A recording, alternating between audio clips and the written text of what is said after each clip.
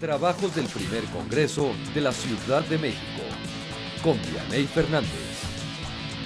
Me da muchísimo gusto, y la verdad hoy en específico lo digo, me da muchísimo gusto que nos acompañe aquí en el estudio el diputado del Grupo Parlamentario de Morena y presidente de la Comisión de Derechos Humanos de este Congreso capitalino, el legislador Temístocles Villanueva. Diputado, muy buenas tardes. Hola, gracias Vianey. por acompañarnos. Gracias a ti, pues estamos muy contentos porque ya marchamos este sábado como cada año, el último sábado del mes de junio. Se cumplen 41 años y el número 41, seguro ya lo has escuchado durante todo el día de hoy, es emblemático para nuestra población porque nos recuerda al suceso histórico que ocurrió en el Porfiriato en el año de 1901 en la colonia tabacalera, cuando un grupo de personas gays, bisexuales, transgénero, transexuales, travestis festejaban, fueron sorprendidos por una redada policial. Todos ellos fueron enviados a un campo de trabajo forzado en el estado de Yucatán. Se cuentan que eran 42 y no 41, y el número 42 era el yerno de don Porfirio Díaz, el novio de México, así es como le decían. Ajá. Y bueno, pues lo sacaron de la lista y quedó el número 41, y pues son 41 años de marchas de forma ininterrumpida. La primera de ellas ocurrió en realidad no por ser una marcha del orgullo, sino en la conmemoración de la Revolución Cubana. Estamos hablando del 78. 1978. Que entonces decíamos, eran 30 personas solamente las que salieron a manifestarse, y ahora ya vemos una convocatoria de 1,5 millones de personas. ¿Qué ha pasado durante todos estos años? Por un lado, la lucha de la comunidad LGBTI por sus derechos, pero por otro lado también una sociedad en la que los capitalinos y las capitalinas, aunque no pertenezcamos a esa comunidad, defendemos ya sus derechos. Bueno, es que justo en esta evolución, en este reconocimiento paulatino de derechos y en el salto cuántico ocurrido en 2010 con matrimonio igualitario, se ha necesitado de procesos sociales y políticos para poder impulsar la agenda. Es muy marcado cómo cada vez que ocurre un suceso en favor de la democracia en la ciudad, la población LGBTI avanza. Fíjate, en 1988, cuando se postula a la presidencia Rosario Ibarra de Piedra, postulada, impulsada por el Partido Revolucionario de los Trabajadores, se crea el primer comité de personas lesbianas y gays en apoyo a una candidatura a la presidencia de la República. Y es justamente porque había una oposición radical que estaba fuera de época, pero que permitió eso.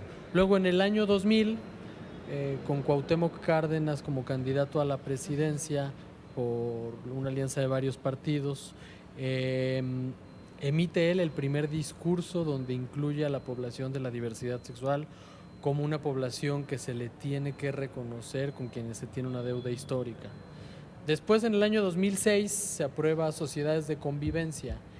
Y no solamente se trata de quienes estaban a la cabeza, sino del proceso organizativo por el que atravesaba nuestro país y nuestra ciudad. En el año 2006 ocurre el fraude electoral, pero al mismo tiempo hay por primera vez un despertar ciudadano, una conciencia enorme en todos los movimientos sociales, y eso permite que el contexto social apruebe matrimonio igualitario en la Asamblea Legislativa, Sociedades de Convivencia de la Asamblea Legislativa del Distrito Federal, que fue el antecedente a matrimonio igualitario, Sociedades de Convivencia, que era ahí como un derecho a medias, que no era exclusivo para personas del mismo sexo, no era exclusivo para dos personas, podían generar una sociedad de convivencia 2, 3, 4, 5 personas. Que incluso fue uno de los argumentos de varios diputados aquí en lo que era la Asamblea Legislativa, ¿no? No demos derechos a medias, o sea, si lo vamos a hacer, de una vez modifiquemos el Código Penal, el Código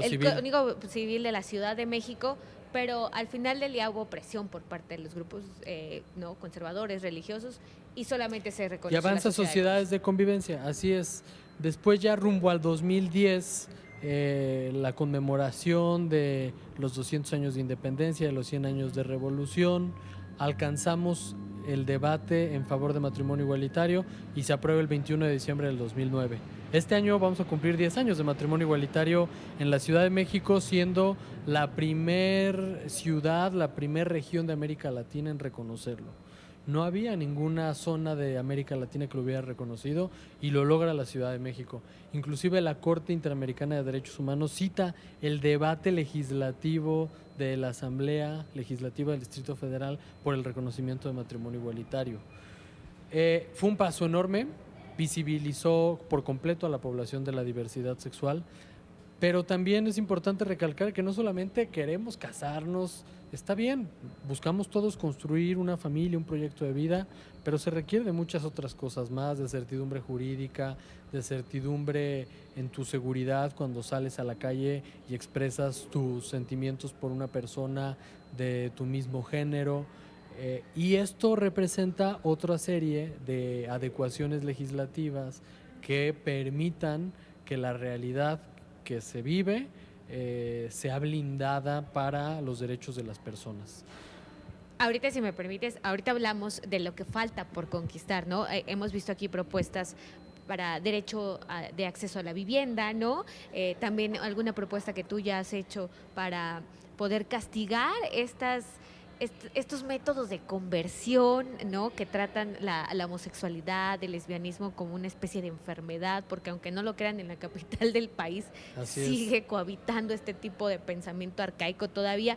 Pero me gustaría también preguntarte a manera personal, ¿cómo viviste? Por eso decía yo al principio de esta entrevista, me da mucho orgullo platicar contigo de estos temas, porque eres alguien que desde los 15, 16 años está metido en el activismo, ¿no? En pro de los derechos de la comunidad LGBTI.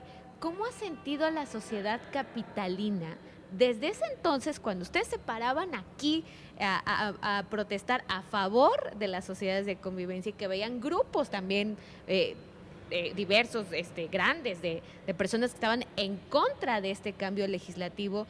¿Cómo sientes a la sociedad capitalina de ese entonces, ahora, que ya sale a marchar sale a la marcha del orgullo gay? Bueno, hay una transformación cultural impresionante. Tú bien lo decías, en 2006, cuando la discusión de sociedades de convivencia, aquí en las escalinatas del Congreso se dividió a la gente, a los manifestantes que estaban presentes afuera del Pleno, en dos, los que estaban en contra y los que estaban a favor, y había una gran polarización y la policía dividía a los dos contingentes. El día de hoy no ocurre eso. Quienes están en contra de los derechos de la población LGBTI es un sector minoritario de la población, cada vez más retrasado, no solamente en sus argumentos, porque ya se perdió el debate jurídico, la Corte ha sido muy clara con sus sentencias, los congresos de otras partes del país han avanzado, pero pues la ignorancia por un lado, pero también algunos ministros de culto de distintas religiones han continuado con este discurso de odio que al final comete crímenes. Es por el discurso de odio que seguimos siendo uno de los países con mayor cantidad de crímenes de odio por homofobia, por lesbofobia y por transfobia. Y hablando de la transfobia, hay que reconocer que todavía tenemos una deuda muy importante con las 3 letras T, la población transgénero, transexual y travesti. Es una mujer transexual afroamericana la primera que responde a la agresión policial en el bar Stonewall hace 50 años en Nueva York, cuando se manifiesta por primera vez la población de la diversidad sexual. Y es ahora a las personas trans a quien tenemos que defender, a quienes tenemos que representar y a quienes tenemos que blindar. Hace unos momentos que platicábamos con Salvador, uno de los activistas más aguerridos de esta comunidad, decía, es que yo todavía no veo a compañeras transexuales, ¿no? Despachando en un negocio o bien siendo cajera de un banco, ¿no? Sí. Generalmente están muy, muy segregados en en el ámbito laboral. Sí, sí. Es decir, aquí en el Congreso de la Ciudad de México, ¿qué falta por hacer de manera jurídica para con no solo para la comunidad de estas 3 T, sino en general LGBTI? Porque hay avances, pero también hay deudas. Fíjate, es importante que tengamos muy claro que una persona descubre su orientación sexual, su identidad de género, desde que es menor de edad. O sea, yo te puedo decir, lo dijiste ¿A ti muy te claro. pasó? Bueno, o sea, yo empecé a participar a los 16 años, pero en realidad yo a los 12 años yo ya tenía clarísimo que yo era gay. No me atrevía a salir del closet, tenía miedo de compartirlo en la escuela. Vives con el temor, pero ese temor no solamente es como si fuera una parte de tu vida que esté relegada del resto. La sexualidad está presente en todo momento en nuestras vidas. Y entonces tener que esconder tu sexualidad implica evitar que te manifiestes como tú quieres, que tengas un desgaste en tu energía, en tu tiempo, en tu mente, en tu cabeza, en tu creatividad, porque estás buscando cómo ocultar tu sexualidad en lugar de estar pensando cómo desarrollarte como persona, cómo mejorar en la escuela, cómo proponer en tu comunidad soluciones. Estás pensando en cómo esconder tu sexualidad. Y eso nos hace pensar que necesitamos proteger también a las infancias de la diversidad sexual. Es un tema muy controversial. Claro, porque que piensan polariza. que los van a convertir. No vamos a Ese es el convertir a nadie discurso. porque así como no se puede quitar la heterosexualidad, tampoco se puede quitar la homosexualidad. Una persona trans comienza a definir su identidad de género desde los 6 años y entonces necesitamos que el marco jurídico de la ciudad proteja a las infancias de lesbianas, de gays, de bisexuales, de transgénero y de transexuales. Y ese es un paso importante que debemos dar para evitar la discriminación a temprana edad, desde las aulas, en los espacios de convivencia de las infancias, pero también en casa. Por eso yo te decía que hay un cambio cultural de 10 años para acá.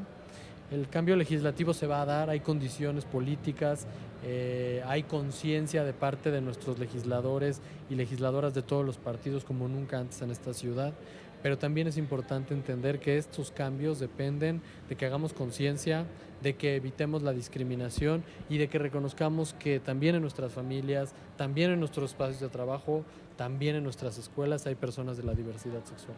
¿Y sí crees que existe la, pues, el ámbito político, los acuerdos necesarios para que se puedan dar estos cambios legislativos de los cuales tú hablabas? Porque el grupo mayoritario que hoy hay aquí en el Congreso de la Ciudad de México y a nivel federal, hay algunos grupos al interior que han manifestado que están en contra precisamente de otorgar más derechos a la comunidad LGBTI, o si no están en contra, no está dentro de la agenda. Es decir, ¿te sientes tú con un compromiso de lucha también al interior de tu partido? Yo tengo un compromiso de lucha al interior de mi partido desde que fundamos el partido y que creamos una Secretaría de la Diversidad Sexual, y nos ha tocado en muchos casos remar a contracorriente, pero por suerte la institucionalidad del partido a través de una comisión de honestidad y justicia ha logrado que este sea un tema que una vez que uno es candidato lo debe asumir. Y si no lo asume, pues no es del partido. Y si no le gusta el tema, pues que no se asuma como candidato del partido. Eso nos ha permitido avanzar en muchos estados. Mira, logramos la aprobación ya en Baja California Sur, en Durango, en San Luis Potosí, en Hidalgo. Esos 4 estados solo en este mes de junio. Pero no en Sinaloa. Pero no en Sinaloa, la de bancada se dividió desgraciadamente, hubo amenazas fuertes de parte de las iglesias. De la totalidad de diputados que tiene Morena, 6 votaron en contra, pero 12 votaron a favor. Y entonces yo te diría, si todos los diputados, si los únicos diputados que decidieran este tema fueran de Morena, se habría aprobado. Y estos 6 diputados que votaron en contra ahora están bajo un proceso para sancionarlos dentro del